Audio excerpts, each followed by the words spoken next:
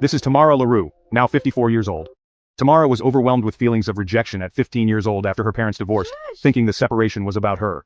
She took her mother's .38 caliber gun, aimed it at her heart, pulled the trigger and instantly knew her body was dying.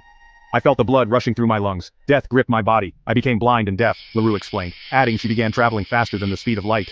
She described feeling an explosion inside her body as if someone took acid and poured it all over her.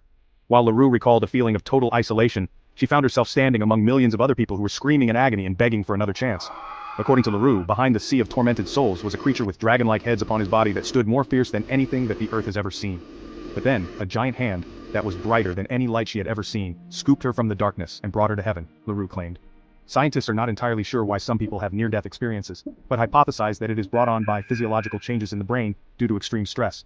This can cause altered states of consciousness that can manifest as vivid sensory perceptions like seeing bright lights and feeling detached from their body. LaRue has written a book about her experience and is the co-founder of Life Change International, which provides worldwide humanitarian outreaches. She has used her near-death experience to help others but still speaks about the horrors she endured as a teenager. But her struggle started when she was 6 years old after her parents separated.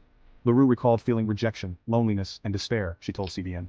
She and her 2 sisters lived with their mother, but when her father called, he only spoke to her siblings. I just didn't understand why my father would talk to the others but not want to talk to me, LaRue said. The pain continued into her teens, and in September 1985 she decided it was better not to live than to live with the agony. LaRue got down on her knees and placed the gun to her head but then heard a voice telling her to put it on her chest. She pulled the trigger, feeling the bullet pierce her body and fell back onto the ground.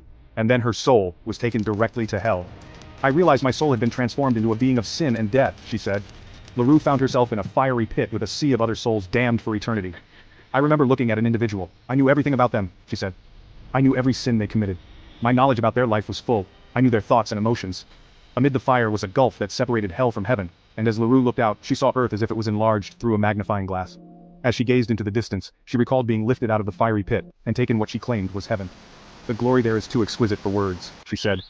The colors were so bright and refreshing. Their very sight was rejuvenating and full of energy.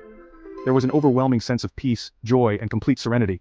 LaRue said she could feel God's presence and wanted to stay there but was taken back to Earth instead. She saw herself enter the roof of her home and placed back into her body. I could see and hear again, she said, recalling being able to open her eyes and hear everything around her.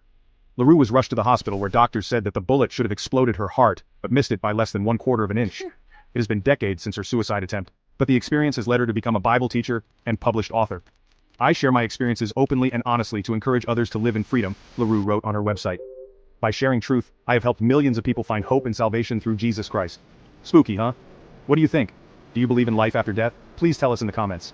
Please like, subscribe, and share as it helps us grow our channel. Stay safe out there, everyone.